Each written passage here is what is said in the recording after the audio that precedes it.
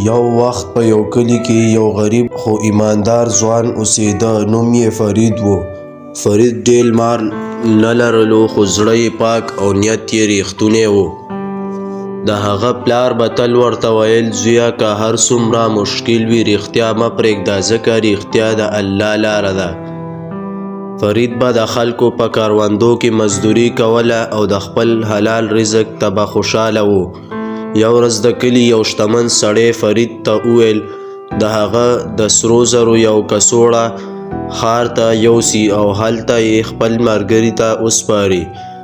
دا د فرید لپاره لویه ذمہواري وه ځکه هغه دومره قیمتي شیان مخکې کې نه وو لیدلي. فرید کڅوړه واخیسته او د ښار په لور روان شو. د لارې په منځ کې هغه لږ ستړیا احساس کړه او د یوې ونې لاندې کېناسته. کله چې پاڅېده نو ولیدل چې کڅوړه ورسره نشته. د فرید زړه سخت ویرېده. هغه پوهېده کله چې کڅوړه ورکه شوه نو خلک به پرې شک وکړي. فرید ډېر فکر وکړ. شیطان ورته ویل ته غریب یې که دروغ وایې څوک به نه پوهېږي.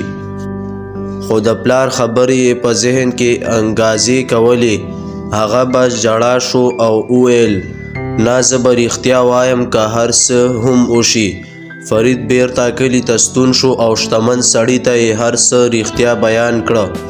سړی ډېر غوسه شو خو د فرید د سترګو او خبرو نه یې احساس وکړه چې دا ځوان دروغ نه وایي. هغه فرید ته وویل چې لاړ شه او الله ته دعا وکړي.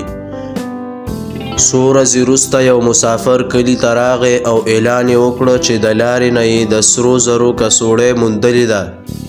کله چې کڅوړه خلاصه شوه نو معلومه شوه چې د هماغه امانت دی. شتمن سړی ډېر خوشحاله شو او د فرید ایمانداري وستایله. هغه فرید ته یوازې انعام ورکړ بلکې خپل کاروبار یې شریک هم کړ. فرید ته خپل ریښتونولۍ په برکت د غریبۍ نه ووته خو بیا هم عاجز پاتې شو. فرید به خلکو ته ویل ما د زده کړل چې رښتیا که څه هم په لمحه کې انسان په مشکل کې واچوي خو آخر کار عزت او برکت راوړي. که مو کیسه خوښه شوه نو مهرباني وکړئ چینل در سره سبسکرایب کړئ. والسلام.